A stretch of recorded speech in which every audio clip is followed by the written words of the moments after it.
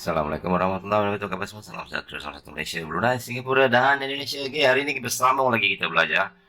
Kerana sebelum ni kita dah belajar tentang fake out sell, contoh-contoh fake out sell yang mana saya membuat video tentang GBP Kanada, dan kali ini kita akan membuat contoh untuk setup fake out buy. Alright, kalau saya buka balik kita punya yang lepas ni, ini adalah contoh untuk setup sell kita ada fake out R1, R2, R3, price naik ke atas, laju ke atas, break di significant resistance, and then terjun ke bawah, maka berlakunya setup fake out ataupun fake breakout. Dekat mana kita nak entry sell, kita lihat belakang, kita ada fake out masa lampau.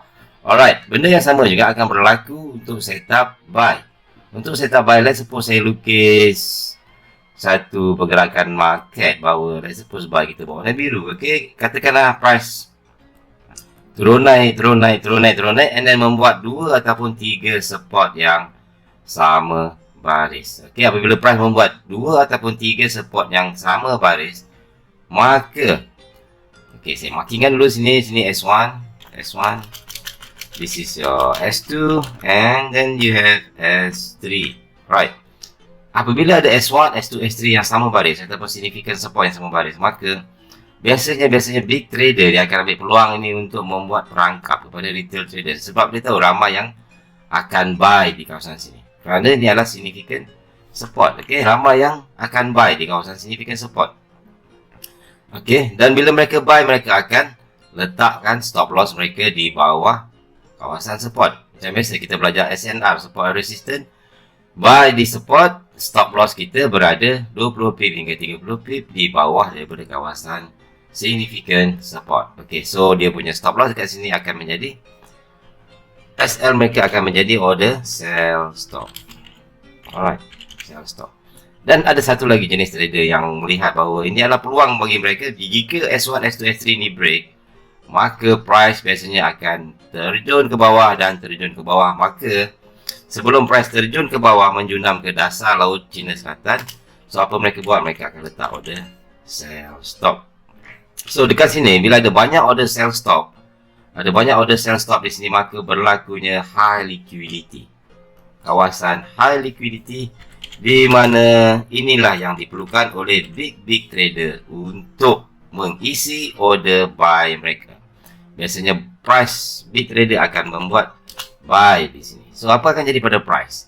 Price akan turun ke bawah mencari high liquidity, and then price akan boom naik ke atas. So di sini bila price break support sama baris ini, and then price naik ke atas, ini setup fake out. Maksudnya fake breakout. The breakout S1, S2, S3, breakout significant support, and then dia naik ke atas. Maksudnya dia fake. Sepatutnya lepas breakout dia terus terjun, tetapi ini tidak.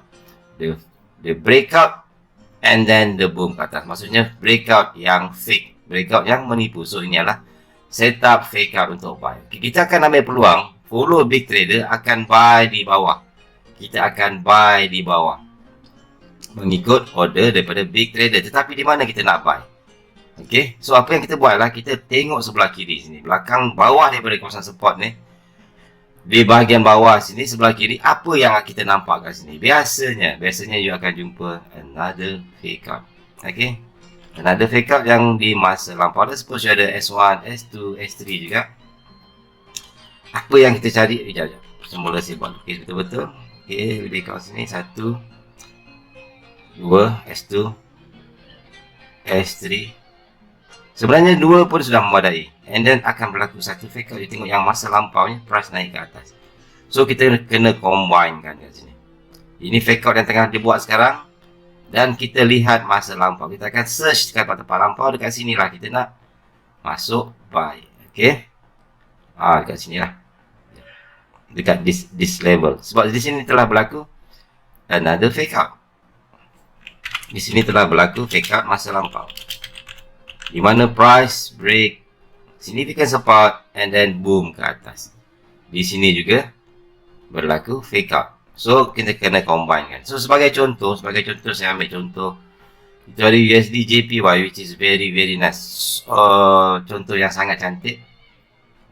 USD JPY H4. Di sini kita ada S1 dan S2. Okay, minimum untuk setup fake out adalah 2 support. Okay, S1 kita ada S1, and then kita ada S2, which is exactly sama baris. Okay. Alright. So, di sini kita ada potensi untuk berlaku setup fake up, price akan turun ke bawah. Kalau you perhatikan di sini pun ada lagi. Okay, kita ada fake up kat sini S1, S2, price bawah naik atas. And then dekat sini kita ada S1, S2. So kemungkinan besar price akan break this significant support untuk naik ke atas.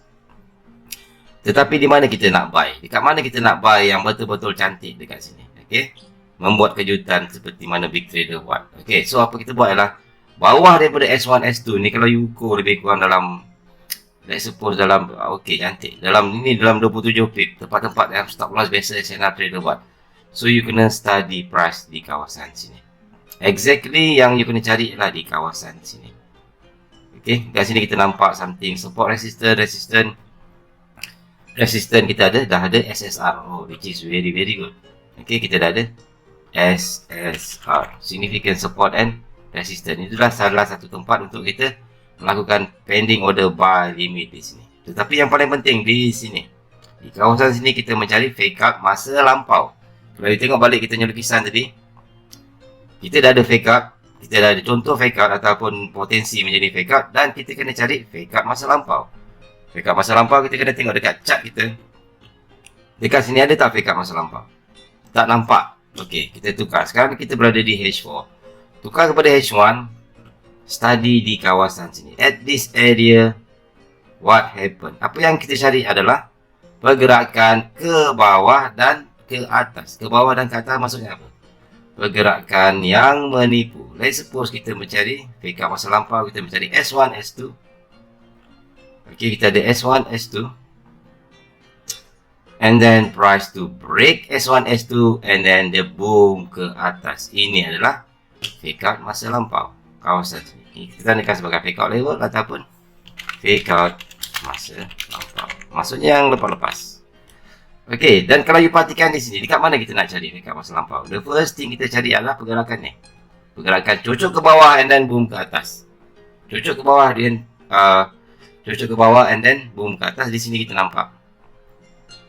Okey, kalau saya tandakan satu line kat sini, kita ada satu pergerakan ke bawah and then the boom ke atas. This is your fake out level.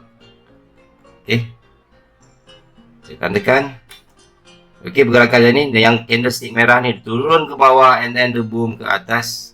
So ini adalah fake out. Dan you perhatikan di sini kita ada 1, 2, 3. Saya besarkan sikit. Kita ada 1, 2, 3 significant support yang exactly sama baris. Okay, kita ada S1, S2, S3, S1, S2, S3, exactly sama baris. So menjadikan calon tempat entry kita yang paling baik. Saya tandakan di sini S1, S2, S3. This is very important. And then you perhatikan di sini kita ada resistance exactly sama baris. So this is your SSR. Inilah tempat tercantik. So apa kita buat lah, ambil kotak and kita tandakan daripada shadow paling bawah, tempat dia break ke bawah ni. Okay, sampai level fake out level ni, sampai tempat last kali dia buat significant support 1, 2, 3, boom ke bawah and then naik atas, boom ke bawah naik atas. So di situlah kita akan dapat entry yang sangat-sangat berkualiti, dan dia akan trigger di sini, and then you see berapa banyak kita punya profit kalau you dapat entry di sini. Floating lebih kurang dalam 4 pip, 5 pip, price pergi maksimum sampai 275 pip. And then dekat sini kenapa price terjun? Kita ada another fake out R1, R2.